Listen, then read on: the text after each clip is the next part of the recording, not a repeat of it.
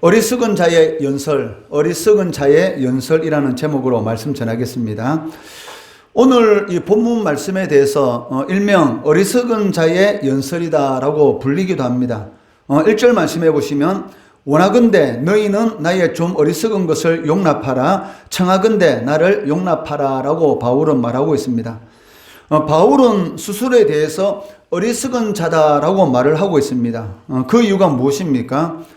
앞장에서 우리가 이미 살펴본 대로 바울은 그 자신이 스스로 평가 기준이 되어서 자화자찬하는 이 거짓 사도들에 대해서 어리석은 자다라고 지적하였습니다. 10장 그 12절 말씀해 보시면 우리는 자기를 칭찬하는 어떤 자와 더불어 감히 짝하며 비교할 수 없노라. 그러나 그들이 자기로서 자기를 헤아리고 자기로서 자기를 비교하니 지혜가 없도다라고 말을 하고 있습니다. 바울은 그 자신이 스스로 자신에 대해서 칭찬하는 것, 그것은 어리석은 것이다라고 이미 앞에서 말을 하고 있기 때문에 바울도 자신에 대해서 스스로 이 자랑하는 것에 대해서 어리석은 자다라고 말을 하고 있습니다. 그렇지만 내가 내 자신에 대해서 이렇게 자랑을 하게 될 건데 그것이 어리석다는 건 알고 있다. 그렇지만 이에 대해서 용납하라라고 말을 하고 있습니다. 그 이유가 무엇일까요? 스스로 자랑하는 자는 어리석은 자다라고 이 거짓 사도들은 자기 자신이 기준이 되어서 마치 자신들만이 이 올바른 그 진정한 복음을 아는 것처럼 고린도 교인들을 미혹하고 있었습니다. 이런 자들에 대해서 스스로 자기를 칭찬하는 자는 어리석은 자다라고 말을 했기 때문에 이제 바울은 이 거짓 사도들이 그 자신의 이 외부적인 그런 것들에 대해서 자랑하는 것을 보고 그렇다면 나도 내 자신이 어떤 사람인가에 대해서 자랑할 건데 이것은 어리석은 자다. 그렇지만 거기에 대해서 용납하라라고 말을 하고 있다는 것이죠. 이처럼 바울이 스스로 자신도 어리석은 자가 되는 이유가 무엇이냐면 그 고린도 교회 이 성도들이 어리석은 자의 길을 택하려고 하고 있었기 때문입니다. 그래서 바울은 자신이 고린도 교인들에게 어리석은 자다라는 말을 듣는다 할지라도 그 자신에 대한 이 자랑을 통해서 고린도 교회를 바로 잡겠다는 그런 의도를 가지고 있었던 것이죠. 아마 거짓 사도들이 자신들이 복음에 대해서 얼마나 열심인지 그리고 얼마나 복음에 대해서 잘 알고 있는지 그리고 자신들이 가지고 있는 이런 자격이라든지 이런 데 대해서 아마 이야기하면서 고린도 교인들의 이 마음을 혹하도록 아마 뺏은 그러한 일들이 있었던 것 같습니다. 그렇기 때문에 그럼 거짓 사도들 너희들이 가지고 있는 자격에 대해서 말을 한다면 그렇다면 내가 이방인의 사도로서 어떤 자격을 가지고 있는지 거기에 대해서 나도 한번 이야기를 하겠다. 이 이야기를 듣고 나서 고린도 교인들이 판단하라는 것이죠.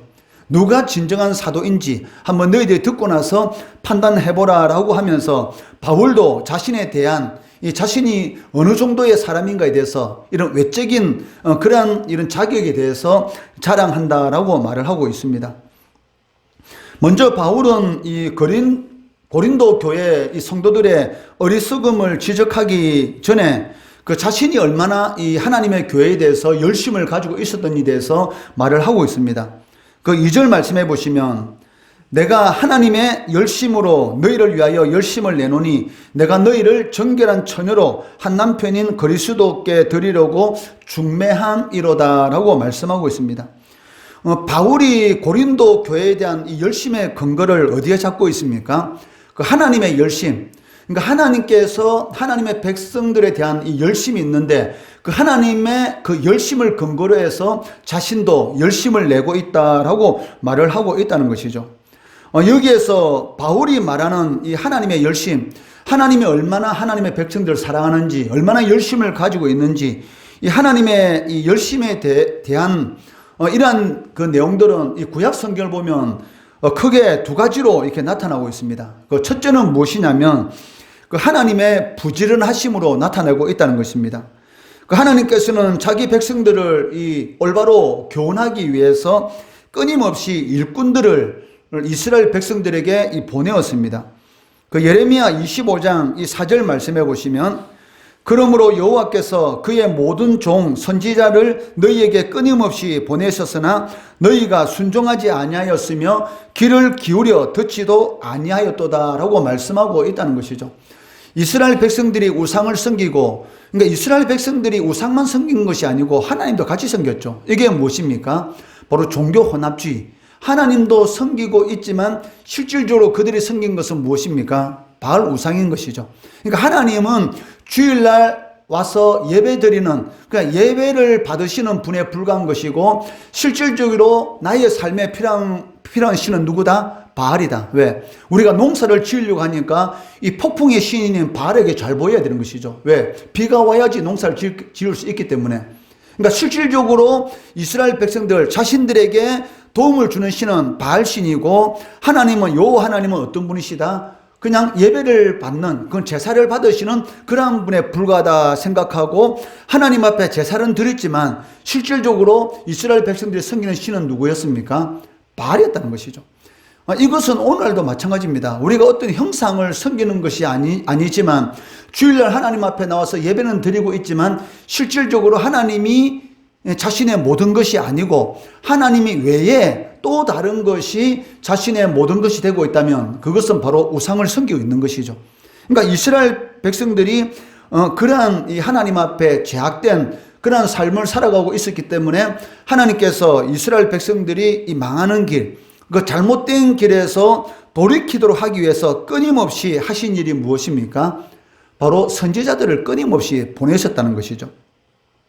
이것이 첫 번째로 하나님의 열심이다라고 말을 하고 있습니다. 두 번째는 그 하나님의 열심은 이 하나님의 질투로 나타나고 있다는 것이죠.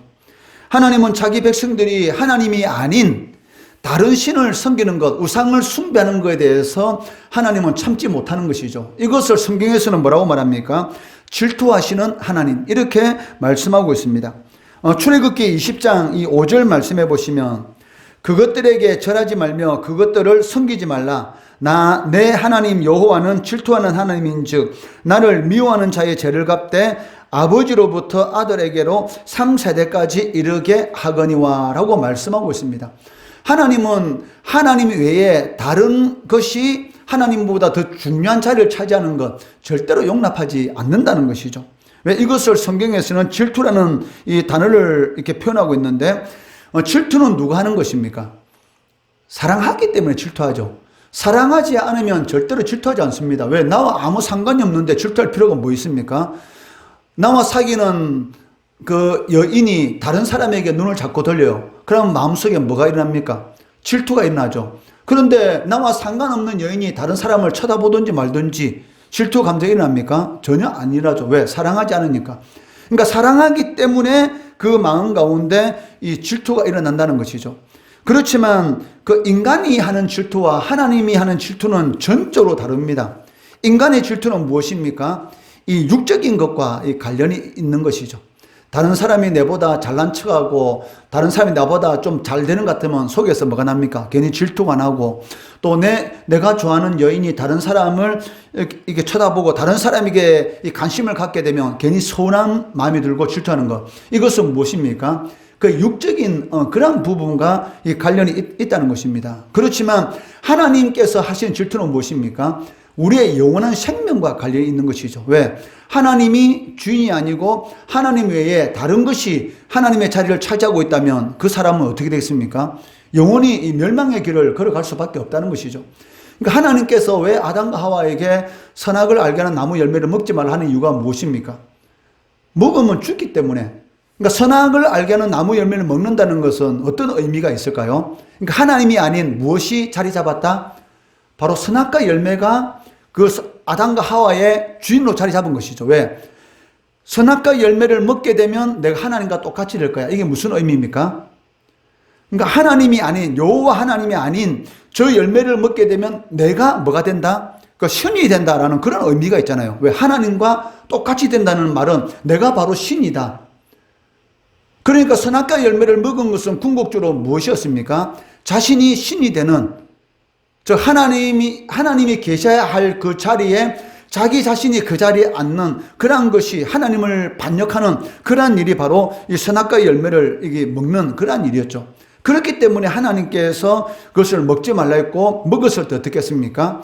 바로 죽일 수가 있지만, 먹으면 반드시 죽을 것이다. 죽일 수 있지만 하나님의 사랑은 육적인 것이 아닌 것이죠. 영원한 생명과 관련이 있기 때문에, 또 인류의 조상인 아담과 하와를 통해서 하나님께서 영광을 받으시려는 그 하나님의 계획을 세우고 인간을 창조하셨기 때문에 하나님께서 바로 죽이는 것이 옳지만 죽이지 않고 어떻게 하셨습니까? 하나님의 역사, 하나님의 구원의 역사를 이루어가기 위해서 이 동물을 죽이고, 그 동물의 피제사를 통해서 아담과 하와가 지은 죄를 용서해 주시고 어떻게 하셨습니까? 가죽옷으로 수치를 가져주신 것이죠. 그렇지만 결국은 아담과 하와는 죽게 됩니다. 왜? 그러니까 죄를 짓게 되면 반드시 거기에 대한 이 대가가 있는 것이죠. 그렇지만 이 육신의 죽음, 잠시 보류된 것이었지, 결국은 이 아담과 하와가 죽게 되는 것을 이렇게 볼 수가 있습니다. 그렇지만 영원한 사망은 겪지 않도록 하기 위해서 하나님께서 이 동물의 피로서 아담과 하와의 그 죄를 용서해 주시는 것을 볼 수가 있습니다. 그렇지만 그 죄에 대한 이 대가는 치러야 되기 때문에 육신의 죽음은 임하게 되었던 것이죠. 그렇기 때문에 하나님의 사랑은 우리의 영원한 이 생명과 이 관계가 있기 때문에, 하나님의 자녀들, 예수 믿는 사람이 잘못된 길을 가고 있는데 하나님께서 가만히 놔둔다? 그러면 그 자식은 하나님의 참 자식이 아닙니다. 참 자식이, 내 자식이 잘못된 길을 가고 있는데 가만히 보고 있고 박수치고 있다면 어떻게 그 사람을 부모라고 말할 수 있겠습니까? 그건 말이 안 되는 것이죠. 그렇기 때문에 하나님의 자녀가 잘못된 길을 가고 있으면 첫째 하나님께 하시는 것이 무엇이냐면, 이 강단을 통해서, 말씀을 통해서 끊임없이 잘못된 길에서 돌아서도록 기회를 주시는 것이죠. 여러분들 마음에 말씀을 듣다가 내 마음속에 찔림이 온다. 그러면 하나님께서 이 부분을 나에게 고치시라라고 나에게 경고하시는구나라고 이렇게 받으면 되는 것이죠. 그런데 북이스라엘이나 남유다나 잘못된 길에서 돌이키도록 하나님께서 끊임없이 선제를 보내서 분명히 경고하신데도 불구하고 그 경고에 대해서 듣지 않음으로 인해서 결국 어떻게 됩니까? 망하게 되는 것이죠. 이 아수르에서 북쪽 이스라엘은 완전히 멸망하게 됐고, 남유다는 다윗과의 하나님의 영원한 언약 때문에 70년 바벨론 포로의 고통스러운 그런 시간을 보내게 되는 것이죠. 바로 가면은 빨리 갈 수 있는 길, 괜히 돌아갈 필요 있습니까? 없는 것이죠. 이스라엘 백성들 2년 만에 가나안 땅에 들어갈 수 있었습니다. 그런데 2년 만에 들어갈 수 있는 그 가나안 땅, 그 가데스 바네 앞에서 하나님의 말씀에 불순종함으로 인해서 결국은 38년 동안을 더 광야에서 헤매게 되고, 결국은 출애굽 1세대들은 죽게 되지 않습니까? 빠른 길 놓아두고 괜히 돌아갈 필요가 없는 것이죠. 그렇기 때문에 이 지혜로운 성도는 이 영적 안테나가 진짜 민감합니다. 하나님께서 나에게 지금 이런 경고를 하고 계시는구나. 이 영적 안테나가 민감해가지고 안테나가 좀 틀어지면 바로 탁탁 잡는 것이죠. 그런 사람이 지혜로운 사람입니다. 근데 어리석은 사람은 어떤 사람입니까? 말을 해도 말을 안 듣는 것이죠. 이 자녀들을 키우다 보면 그런 자녀들 있잖아요. 이 빠릿빠릿하고 눈치 빠른 애들은 어떻습니까? 부모님 눈치 딱 보고 부모님 화가 났다 싶으면 알아서 어떻게 해요? 지방에 들어가 가만히 있습니다. 이거 또 눈치 없는 애들이 부모 기분 나쁜데 와가지고 뭐 사달라고 쪼르고 날려요. 그럼 어떻게 됩니까? 사줄 것도 못 사고 거기에다가 플러스 뭡니까? 한 대 맞는 것이죠. 그러니까 이 지혜로운 애들은 부모가 기분 좋을 때 어떻습니까? 살살 가가지고 어떻게 해요? 긁어내가지고 지 하는 목표를 이뤄요. 어리석은 자녀들은 부모 열받을 때 가가지고 말해가지고 한 대 맞고, 마찬가지지 않습니까? 그러니까 세상살이도 마찬가지예요. 지혜로운 사람들은 어떻습니까? 이 분위기, 그 환경. 그러니까 지혜로운 사람들은 말을 할 때 말을 하고 말을 하지 말아야 할 때 말을 안 해요. 그런데 어리석은 사람들은 꼭 어떻게 해요? 이 반대로 하죠. 말을 안 해야 될 때 말을 하고 말을 해야 될 때 말을 안 하는 이런 것을 볼 수가 있다는 것이죠. 그렇기 때문에 오늘날 그 성공하는 사람들은 어떤 사람들, 지식이 많은 사람들이 아니고 뭐가 많은 사람들? 지혜. 그러니까 지혜가 많은 사람들이 성공하게 되는 것이죠. 왜? 그때마다 적당한 상황에 맞도록 이 행동을 하게 되는 것이죠. 마찬가지입니다. 하나님께서는 이 강대상에서 이 설교 말씀을 통해서 하나님의 백성들, 성도들에게 이 말씀을 주십니다. 왜? 잘못된 부분이 있으면 그 말씀에 비추어서, 왜? 주의 말씀은 무엇입니까? 내 발의 등이요 내 길에 비치기 때문에. 그러니까 내 마음속에 어둠이 들어오면 하나님께서 말씀을 통해서 내 마음 가운데 이 빛을 비춰주시는 것이죠. 그 어둠이 물러가도록. 그런데 빛을 비추는데도 불구하고 내가 빛을 안 받고 그거를 갖다 대는 게 반사시킨다고. 그러면 어떻게 됩니까? 그 내 마음속에 있는 이 어둠이 사라져야 되는데 빛에 의해서 반사시키니까, 그 말씀을 안 들으니까 내 마음속에 있는 이 어둠이 무엇인지 분별하지 못하게 되는 것입니다. 그렇기 때문에 결국 어떻게 돼요? 잘못된 길로 가다가 그 길이 결국은 소멸하는, 결국은 이 멸망하는 그러한 길을 걷게 된다는 것이죠. 그러니까 바울 사도가 지금 고린도 교인들을 보고 있으니까 이 고린도 교회 안에 이 어둠이 지금 이렇게 몰려와 있다는 것이죠. 누구들에 의해서? 이 거짓 사도들에 의해서. 그런데 거짓 사도들의 이 말에 왜 고린도 교인들이 넘어갔는가 하고 점검을 해보니까 이 거짓 사도들이 자신이 가지고 있는 이런 진리가 거짓 진리인데도 불구하고 참 진리라고 속이고 있고, 또 자신들은 이러이러한 사람이다라고 하면서 자랑하면서 자꾸 이 고린도 교인들을 미혹하고 있었다는 것이죠.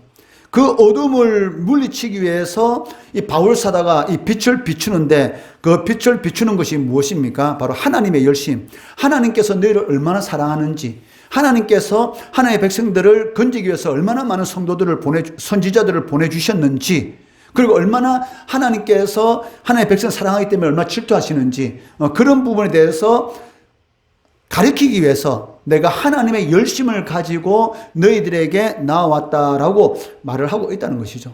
바울은 이러한 하나님의 열심을 가지고 고린도 교회를 섬겼습니다. 교인들을 부지런히 가르쳤고 바른 길을 가도록 하였던 것이죠. 교회가 이 잘못된 길로 가게 되면 하나님의 질투심을 가지고 미움을 받더라도, 왜 사람들은 듣기 좋은 소리를 듣고 싶어 하잖아요. 잘한다. 잘못하는데도 잘한다 하면 좋아해요. 근데 잘못하는 사람한테 잘못한다면 기분 나쁘잖아요. 근데 사실은 그 말이 자기를 살리는 길인데 잘못하고 있는데도 불구하고 잘한다 이렇게 말해요. 그러니까 한 나라가 망하는 길은 간단합니다. 왕 주위에 누가 있으면 망합니까? 간신들이 많으면 망하죠. 그러니까 충신들이 많으면은 그 왕은 성군이 돼요. 근데 간신들이 많으면 그 왕은 뭐가 됩니까? 이 폭군이 되는 것이죠. 그러니까 간신들은 왕이 하는 일에 대해서 잘못됐다 말을 안 합니다. 무조건 잘한다 해놓고 어떻게 해요? 그 왕을 이용해서 자신들이 권력을 누리는 것이죠. 그런데 충신은 어떻습니까? 자꾸 왕이 듣기 싫은 소리 하는 것이지. 그러니까 충신들이 보면은 기양을 많이 가요. 왜? 듣기 싫은 소리 하니까. 사람은 다 똑같지 않습니까? 듣기 좋은 소리를 듣고 싶지, 듣기 싫은 소리 듣고 싶은 사람이 어떻습니까? 여러분 공부해라 소리 듣기 좋아요? 그런데 부모님은 어떻게 해요? 날마다 공부하라 하죠. 여러분 친구들은 뭐 합니까? 같이 놀자 하죠. 그렇잖아요.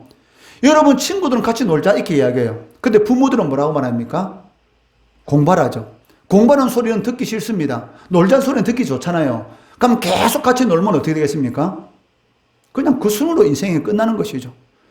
그러니까 이 사랑하는 사람은 듣기 싫은 소리를 하게 돼요. 왜? 그 사람을 위해서. 그런데 나하고 친구지만 사실은 내 인생이 어떻게 되든지 안 되든지 별 상관은 없죠. 사실은. 왜냐하면 서로 그냥 같이 노는 게 즐거우니까.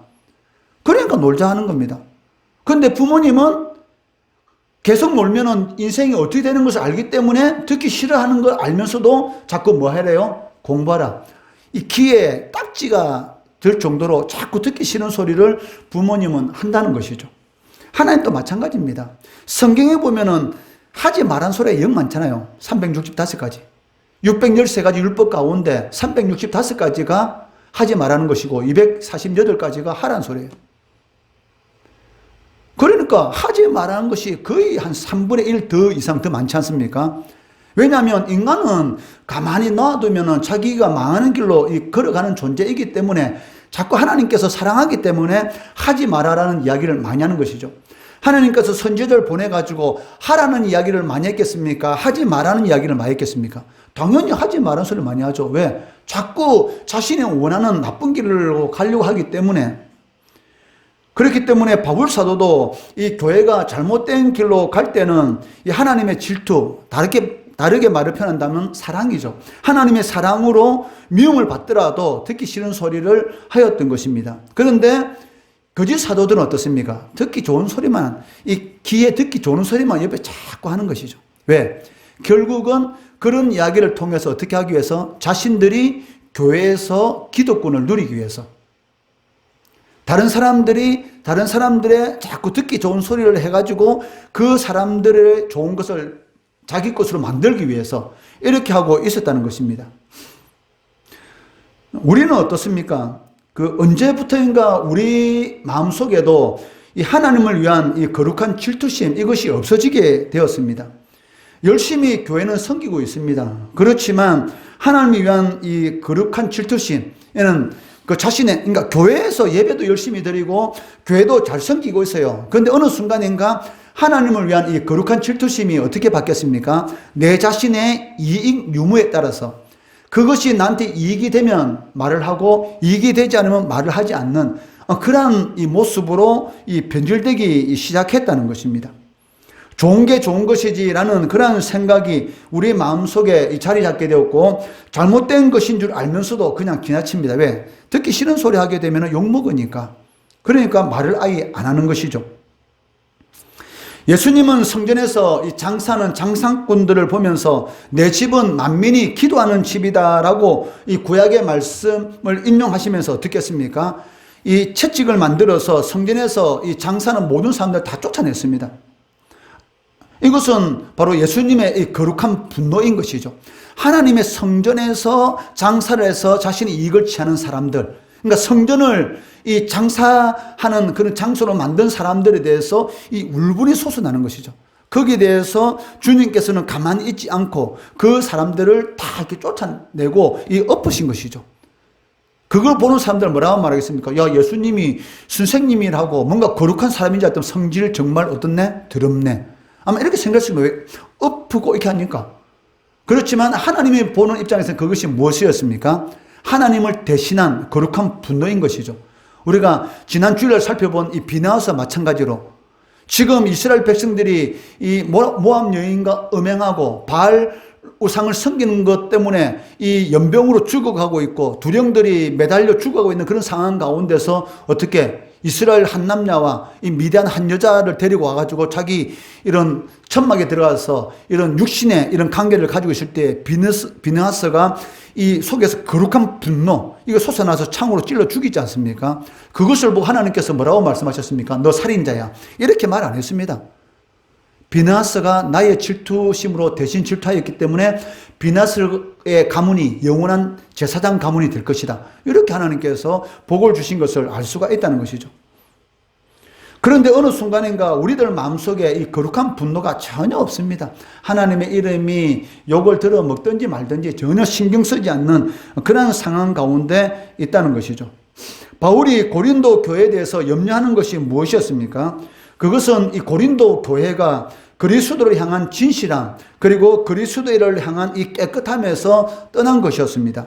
3절 말씀해 보시면 뱀이 그 관계로 인하여 하와를 미혹한 것 같이 너희 마음이 그리스도를 향하는 진실함과 깨끗함에서 떠나 부패할까 두려워하노라 라고 말씀하고 있습니다. 그리스도를 떠나게 되면 그 마음이 어떻게 된다는 말입니까?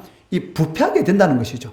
그러니까 여러분들이 예수를 떠나게 되면 마치 예수를 떠나게 되면 하나님 잔소리를 듣지 않고 내가 편할 것 같아. 이제 내 마음대로 할 수 있지. 주일날 예배 드릴 필요도 없고 그리고 하나님 앞에 헌금 드릴 필요도 없고 이제 내 마음대로 할 수 있을 거야 라고 생각할 수 있겠지만 하나님의 백성들이 하나님을 떠나게 되면 어떻게 될까요? 그 마음이 이 부패하게 되는 것이죠.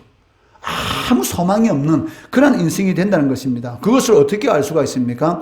예수님께서 이 탕자의 비유, 그 이야기를 통해서 우리들에게 가르쳐 주셨습니다. 아버지가 살아있는데 이 둘째가 이제 더 이상 아버지 잔소리 듣기 싫어요. 아버지 나한테 유산 물려주세요. 이 살아계신 아버지한테 이스라엘 그 고대 근동시대에 살아계신 아버지한테 유산 달라? 이것은 돌 맞아 쳐 죽을 일입니다. 그런데 아버지는 어떻게 해요? 그냥 그 아들 말 들어줍니다. 그래서 자기 재산을 나눠줘요. 그 아들 얼마나 기분 좋았겠어요? 아, 이제는 이 돈 가지고 내가 하고 싶은 거 내 마음대로 할 수 있어. 아버지 품을 떠나서 내 마음대로 살아갈 수 있어요 라고 생각하고 잔소리도 더 이상 들을 필요 없어 라고 생각하고 그 받은 재산 가지고 될 수 있으면 아버지를 멀리 떠나 저 먼 나라로 가서 지금 돈 있지 않습니까? 얼마나 많은 사람들이 자신을 따르겠습니까? 돈을 펑펑 쓰니까. 그런데 돈이란 것이 제한적이죠. 아무리 많은 재산을 가지고 있다도 펑펑 쓰면 어느 순간 없어지게 되겠죠. 어느 날 어떻습니까? 돈이 다 떨어지고 나니까 옆에 그렇게 다른 사람들도 다 떠나가고 이제는 심지어는 이게 자신이 먹고 살아야 되니까 어떻게 돼요? 일을 해야 되잖아요. 근데 그 지역 사람들이 하지 않는 일, 이제 돼지 치는 일밖에 할 수가 없었던 것이죠. 유대인들에게서 돼지는 무엇입니까? 이는 불결한 짐승입니다. 가까이 하지 않죠. 그런데 하나님 백성이 아버지 품을 떠나니까 어떻게 해요? 믿지 않는 사람들보다 더 비참하게 이렇게 되는 것이죠. 이제는 돼지 치는 일을 하는데도 불구하고 돼지가 먹는 이 지엽 열매라는 게 있는데 그것조차도 먹을 수 없는 그런 상황까지, 이런 비참한 환경까지 떨어지게 되는 것이죠. 그때 하나님의 은혜죠. 이 둘째 아들이 깨닫게 됩니다. 뭘 깨닫게 됩니까? 아버지가 생각이 나기 시작한 겁니다. 그러니까 이게 은혜지. 만약에 아버지가 생각이 나지 않았다면 그냥 그렇게 돼지 치다가 결국은 죽게 되는 것이 비참하게. 그런데 그 일을 하면서 자기 자신에서 너무나 비참한 생각 들고 있을 때 갑자기 아버지가 생각나고 아버지 집에 있는 종들이 생각나는 거예요. 왜? 자신이 둘째 아들로서 종들의 삶을 받지 않습니까? 아버지 집에 이 종들은 너무나 행복하게 살고 있었던 것이죠. 자신이 이렇게 돼지 치는 일을 하고 있는데 이거는 비교할 수 없는 상황, 종들인데도 불구하고 정말로 부족함이 없는 그런 삶을 살고 있었다는 것이죠. 그러면서 이 둘째 아들이 뭘 깨닫게 되냐면 내가 아버지 집에 돌아가야 되겠다. 아버지한테 용서 빌고 내 아들이 아니라도 아버지 집에 돌아서 용서 빌고 내가 종이라도 아버지 집에서 종살이 해야 되겠다. 라는 생각을 가지고 다시 돌아가게 되는 것이죠. 그런데 어떻습니까? 자기는 종이라도 좋다. 이제는 아들이 아닌 종이라도 좋다라는 생각을 가지고 아버지를 찾아갔는데 아버지가 저 멀리 오는 그 아들을 바라보면서 달려나가는 것이죠. 그 말은 무슨 말입니까? 아들이 집을 떠난 그 순간부터 돌아오는 이 순간까지 날마다 아버지가 밖에 나가 있었던 것이죠. 그러니까 저 멀리 보니까 얼굴은 안 보여요. 근데 어떻게 알아요? 그 걸음걸이 모습.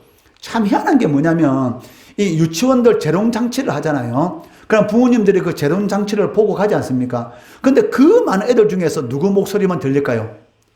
자기 자식의 목소리밖에 안 들려요. 그 많은 애들 중에서 누구만 보일까요? 자기 자식만 보입니다. 그렇게 애들이 많이 서 있는데 자기 자식만 보여요. 왜? 자기 자식에게만 관심이 있으니까. 그러니까 저 멀리서 자식이 오는데 딱 보니까 누구 폼이야? 바로 자기 자식이 걷는 폼은 똑같거든.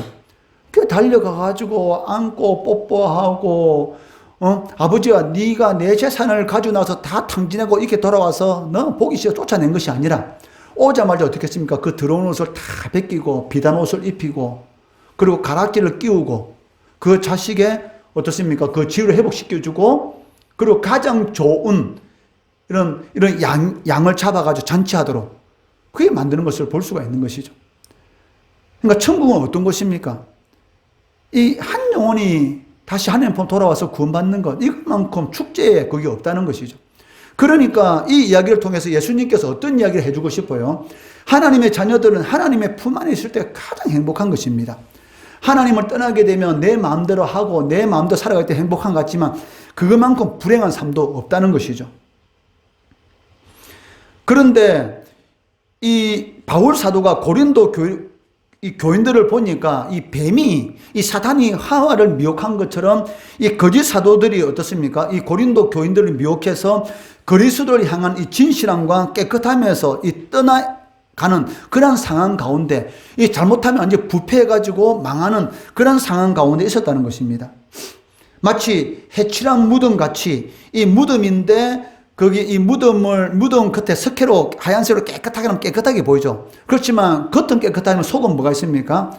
시체 뼈다고 썩은 냄새가 나지 않습니까? 그러니까 해칠한 무덤, 겉은 해를 칠해가지고 깨끗한데 속은 이 썩은 시체 썩는 냄새로 꽉 차 있는 것처럼 이 고린도 교인들이 아무 이런 생명이 없는 그런 모습으로 지금 살아가고 있더란 것이죠. 우리의 모습은 어떻습니까? 이 예수님을 향한 그리스도로 향한 진실함, 그 깨끗함을 유지하고 있습니까? 아니면 세상살이에 대한 염려, 근심, 걱정으로 자신도 모르는 사이에 하나님을 향한 진실함, 깨끗함하고는 전혀 상관이 없는 아무런 이 생명의 능력이 없는 그러한 삶을 살아가는 이 부패한 상태로 살아가고 있는 것입니까? 이런 일들이 고린도 교회 안에서 일어나지 않도록, 하나님을 떠나면 망하니까 이런 일들이 일어나지 않도록 바울은 하나님의 열심을 낸다라고 먼저 말을 하고 있다는 것이죠. 그렇다면 바울이 내는 하나님의 열심이 무엇을 의미합니까?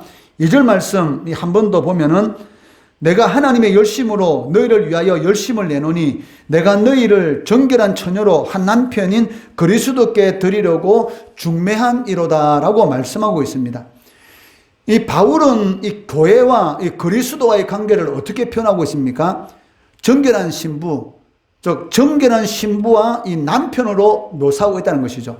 그러니까 이 말의 핵심은 무엇입니까? 그러니까 교회가 정결한 신부라는 것은 이 교회는 누구만 바라봐야 한다는 말입니까? 이 그리스도, 즉 예수님만 바라보고 살아가야 한다는 것이죠. 이 약혼한 이 신부가 신랑을 쳐다보지 않고 다른 남자를 쳐다본다, 다른 사람에게 마음이 빼앗겨 있다. 이것은 무엇입니까? 신부로서의 자격이 상실되는 것이고 그 마음이 어떻게 됐다? 타락했다, 이 부패했다라고 말을 할 수가 있다는 것이죠.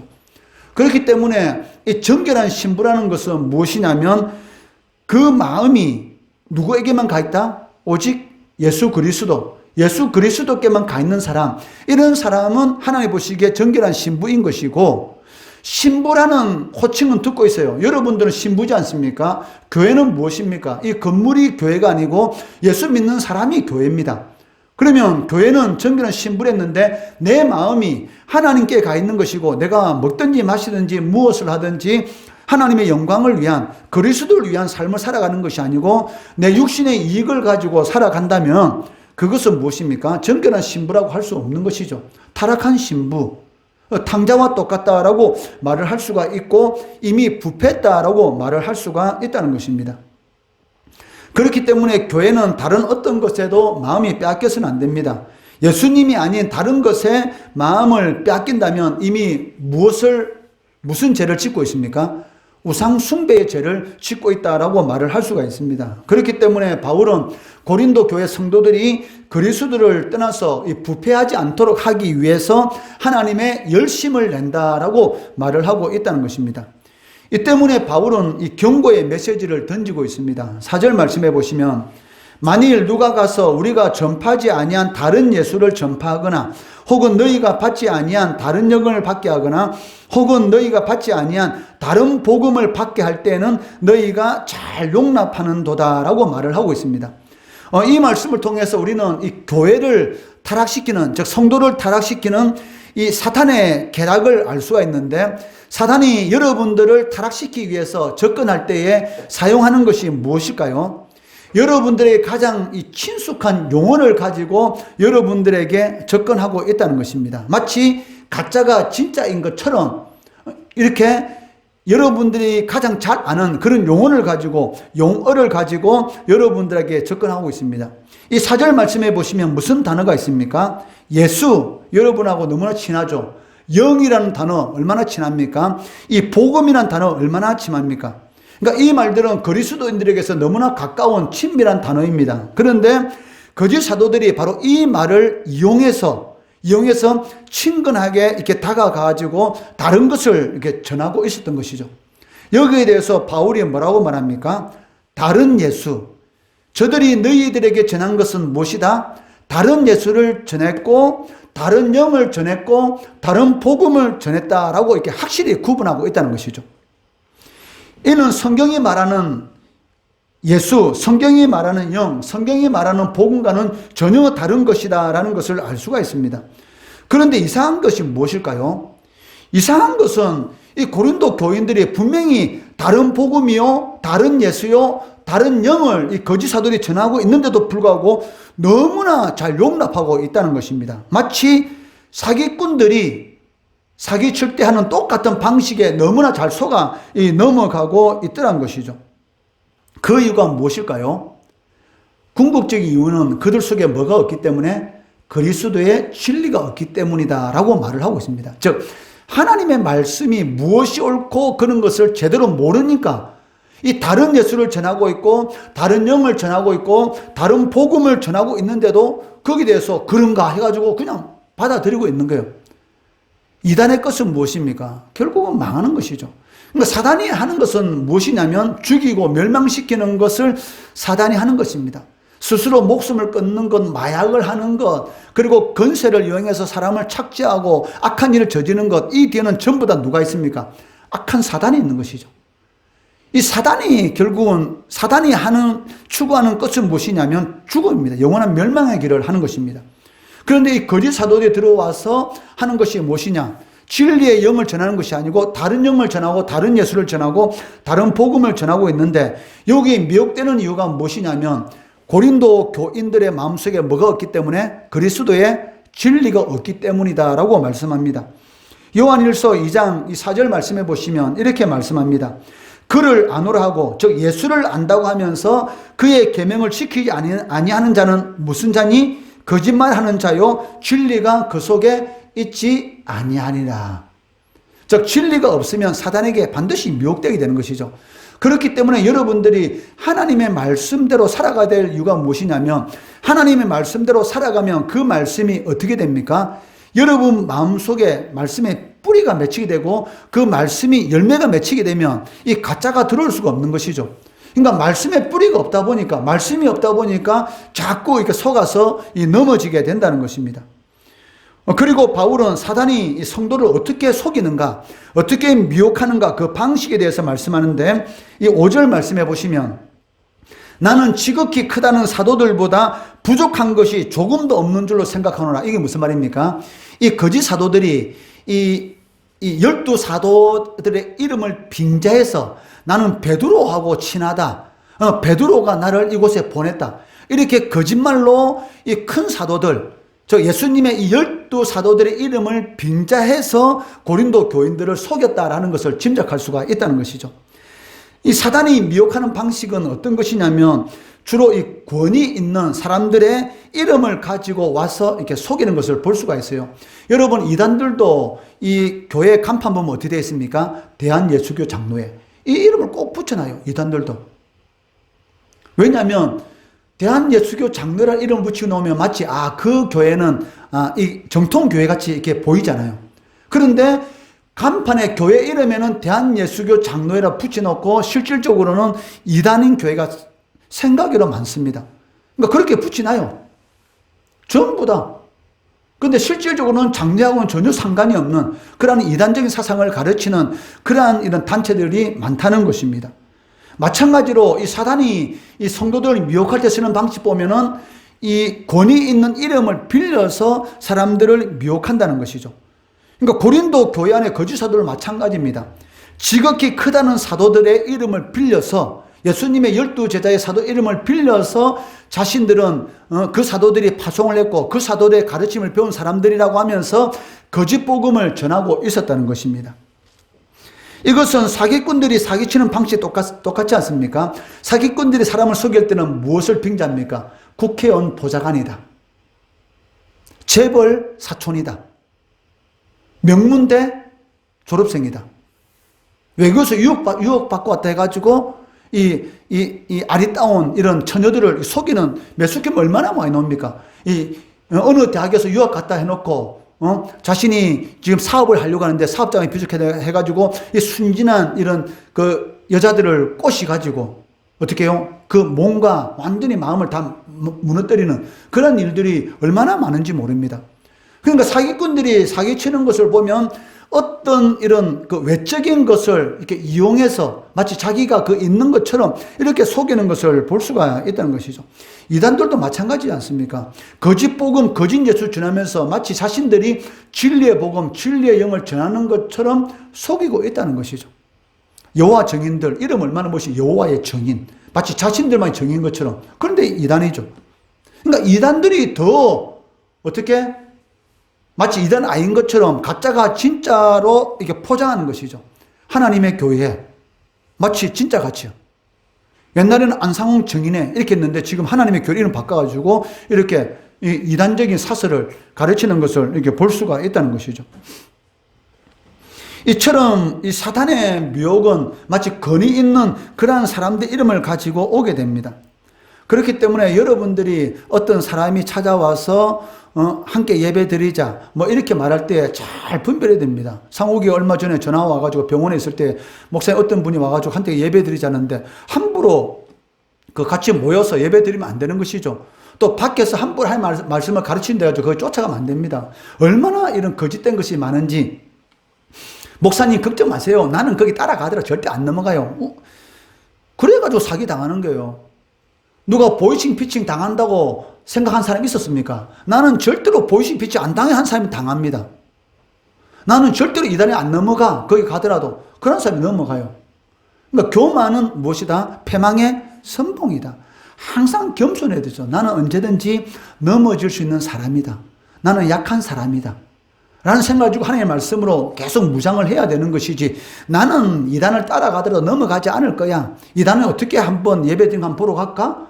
바로 넘어갑니다. 독약 먹어봐야 맛을 압니까? 먹으면 어떻게 됩니까? 죽잖아요. 그런데 어리석은 사람은 한번 맛보자 이렇게 하고 먹어봐요. 그거 얼마나 어리석습니까? 옛날 어른들이 어리석은 것이 무엇이냐면, 옛날에는 먹고 사는 것이 너무 힘들다 보니까 음식 2, 3일 지난 것도 못 버리고 아까워서 먹잖아요. 그러다 어떻게 돼요? 배탈 나고 병원비가 더 많이 들어요. 딱 한 2, 3일 지나고 좀 냄새 이상하다 싶으면 어떻게 버려야 되잖아요. 근데 어른들이 아깝거든.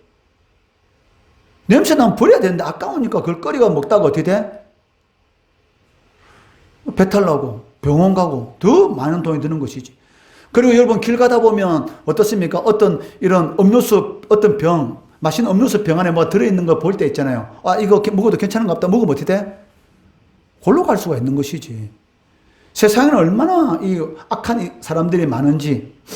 그렇기 때문에 하지 않을 것은 안 해야 되는 것입니다. 그런데도 불구하고 이 욕심 때문에 이 망하는 경우가 너무나 많은 것을 이렇게 볼 수가 있다는 것이죠. 5절 말씀에 보시면 아마 초대교회 시대의 미혹하는 초대교회 때 이 미혹하는 이런 거짓 사도들이 미혹하는 방식이 무엇이냐면, 아마 사도들의 이름을 빌려와서 교회를 아마 이렇게 미혹했던 것으로 짐작할 수 있습니다. 여기서 말하는 사도들은 베드로를 비롯해서 예수님의 이 제자를 가리키는 것이죠. 초대교회에 이 거짓된 문서들이 너무나 많았습니다. 12사도의 복음, 빌립 복음, 도마 복음, 이런 하여튼 예수님에 대해서 기록됐다 해놓고 지금의 정경이 아닌 이런 거짓된 문서들, 이 도마 복음, 도마가 기록한 복음이다. 빌립이 기록한 복음이다. 빌립 복음. 그리고 예수님의 12제자가 기록한 복음의 12사도의 복음, 이러한 거짓 문서가 행행하고 있었습니다. 이러한 거짓된 것에 이런 미혹돼서 이렇게 속아 넘어간 그런 성도들도 있었다는 것입니다. 이 문서들은 예수님의 이름을 빙자해서 교회를, 다른 복음을 전했던 것입니다. 그런데도 불구하고 무지한 사람들은 사도 이름만 믿고, 그리고 예수 이름만 믿고 어떻게 돼요? 거기에 넘어간 그런 사람들도 너무나 많다는 것이죠.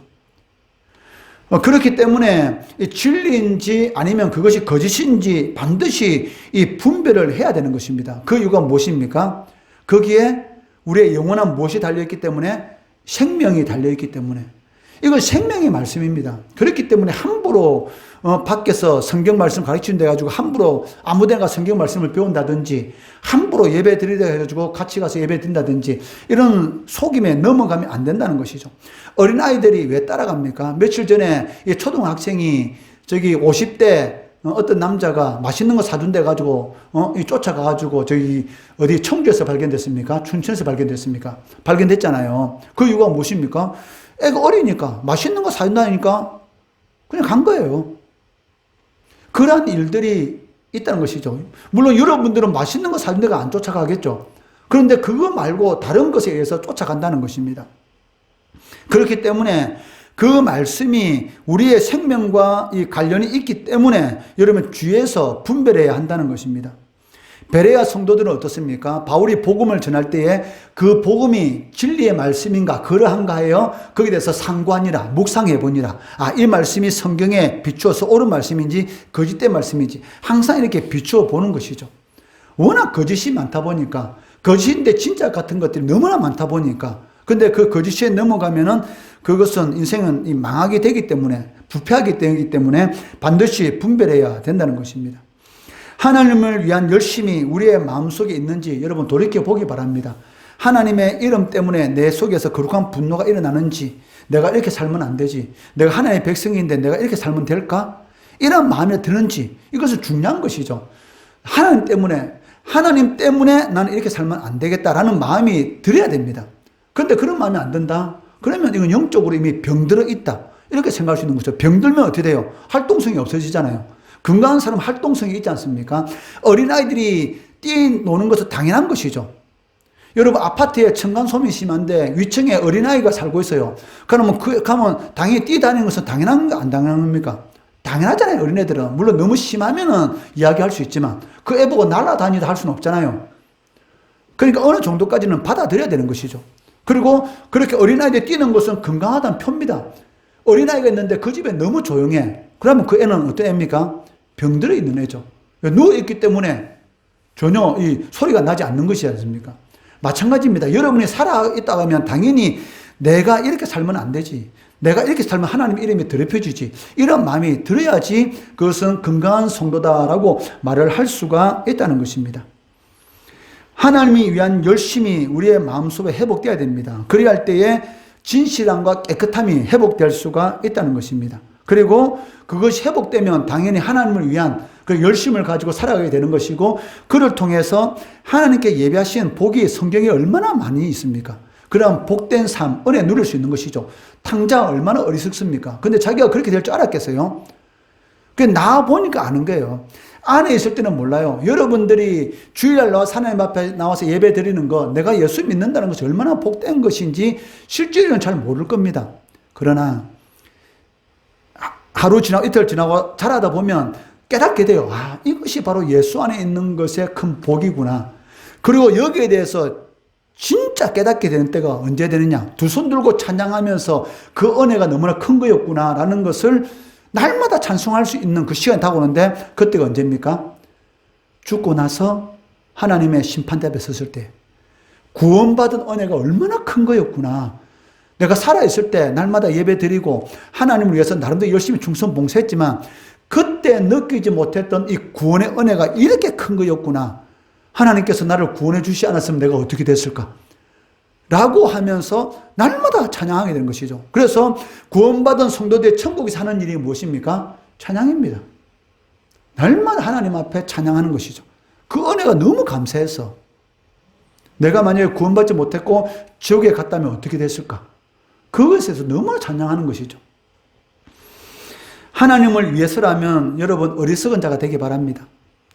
참 어리석다. 주일날 놀러 가지. 이렇게 좋은 날, 그 딱딱한 어제 앉아가지고 뭐 하는 거야, 어리석은 자들아 라고 놀린다 할지라도 어리석은 자가 되기 바랍니다.